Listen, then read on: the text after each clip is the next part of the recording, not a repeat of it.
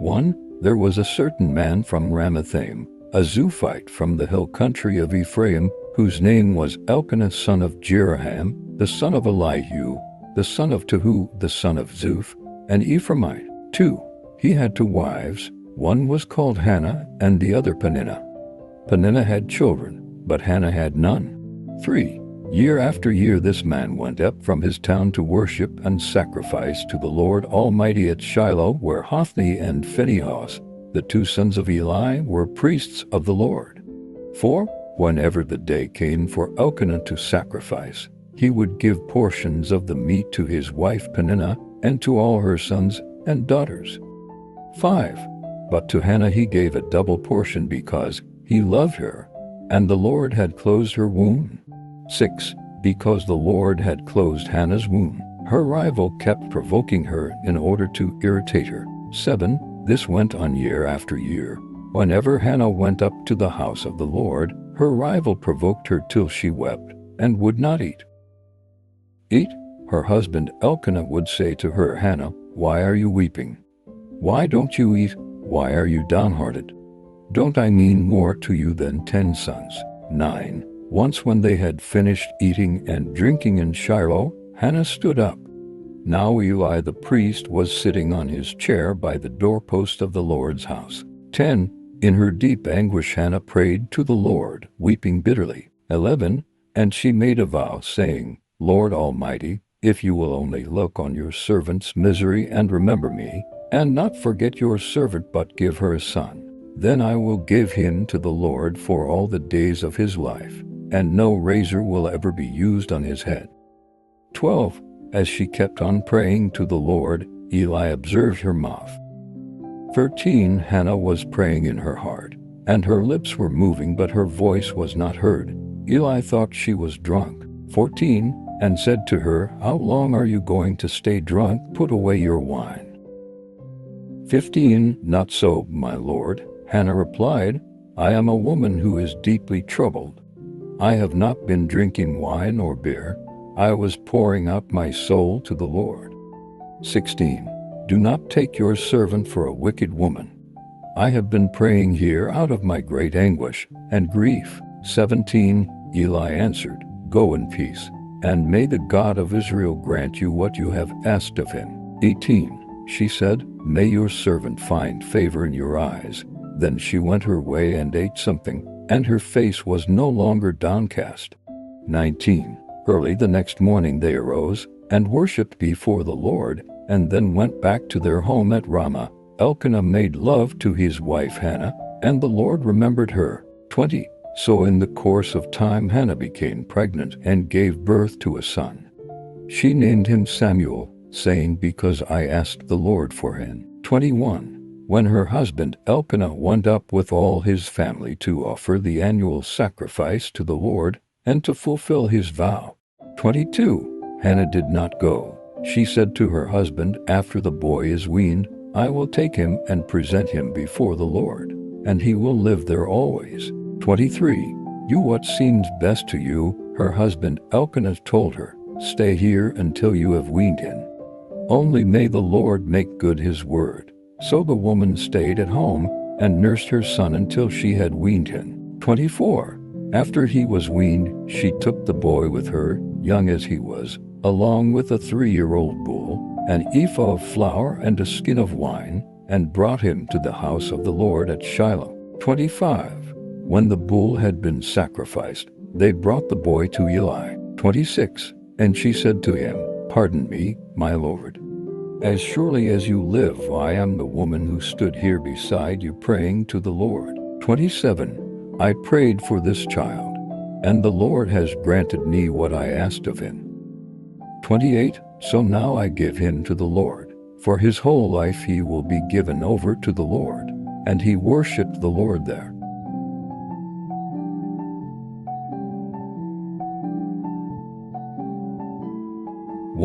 Then Hannah prayed and said, My heart rejoices in the Lord. In the Lord my horn is lifted high. My mouth boasts over my enemies, for I delight in your deliverance. 2. There is no one holy like the Lord. There is no one besides you. There is no rock like our God.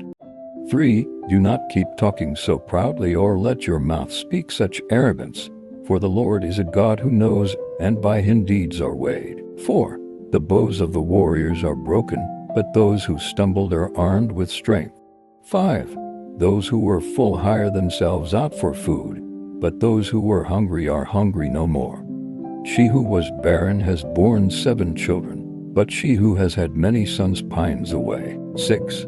The Lord brings death and makes alive, he brings down to the grave and raises up. 7. The Lord sends poverty and wealth, he humbles and he exalts. 8. He raises the poor from the dust and lifts the needy from the ash heap. He seats them with princes and has them inherit a throne of honor. For the foundations of the earth are the Lord's, on them he has set the world. 9.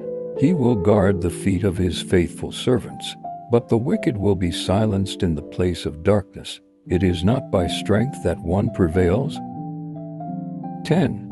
Those who oppose the Lord will be broken. The Most High will thunder from heaven, the Lord will judge the ends of the earth. He will give strength to his king, and exalt the horn of his anointed. 11. Then Elkanah went home to Ramah, but the boy ministered before the Lord under Eli the priest. 12. Eli's sons were scoundrels, they had no regard for the Lord. 13. Now it was the practice of the priests that whenever any of the people offered a sacrifice, the priest's servant would come with a 3-pronged fork in his hand while the meat was being boiled. 14. And would plunge the fork into the pan or kettle or cauldron or pot. Whatever the fork brought up, the priest would take for himself. This is how they treated all the Israelites who came to Shiloh. 15. But even before the fat was burned, the priest's servant would come and say to the person who was sacrificing, "Give the priest some meat to roast." He won't accept boiled meat from you, but only raw. 16. If the person said to him, "Let the fat be burned first, and then take whatever you want," the servant would answer, "No, hand it over now. If you don't, I'll take it by force." 17. This sin of the young men was very great in the Lord's sight, for they were treating the Lord's offering with contempt. 18. But Samuel was ministering before the Lord, a boy wearing a linen ephod. 19. Each year his mother made him a little robe and took it to him when she went up with her husband to offer the annual sacrifice. 20. Eli would bless Elkanah and his wife, saying, "May the Lord give you children by this woman to take the place of the one she prayed for and gave to the Lord." Then they would go home. 21. And the Lord was gracious to Hannah. She gave birth to 3 sons and 2 daughters. Meanwhile, the boy Samuel grew up in the presence of the Lord. 22. Now Eli, who was very old, heard about everything his sons were doing to all Israel, and how they slept with the women who served at the entrance to the tent of meeting. 23. So he said to them, "Why do you do such things?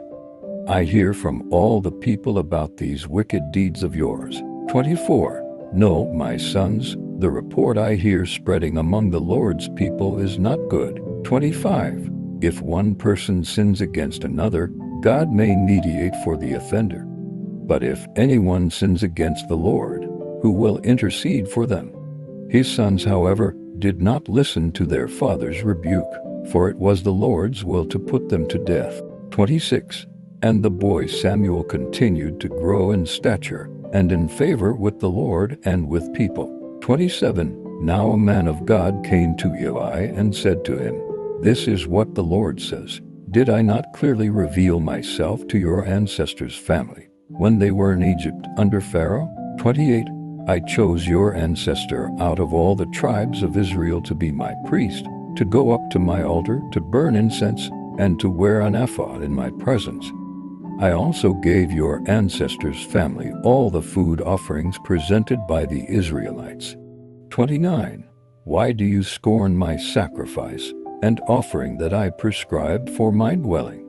Why do you honor your sons more than me by fattening yourselves on the choice parts of every offering made by my people Israel? 30. Therefore the Lord, the God of Israel, declares, I promised that members of your family would minister before me forever.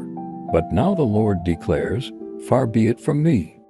Those who honor me I will honor, but those who despise me will be disdained. 31. The time is coming when I will cut short your strength and the strength of your priestly house so that no one in it will reach old age. 32. And you will see distress in my dwelling. Although good will be done to Israel, no one in your family line will ever reach old age. 33.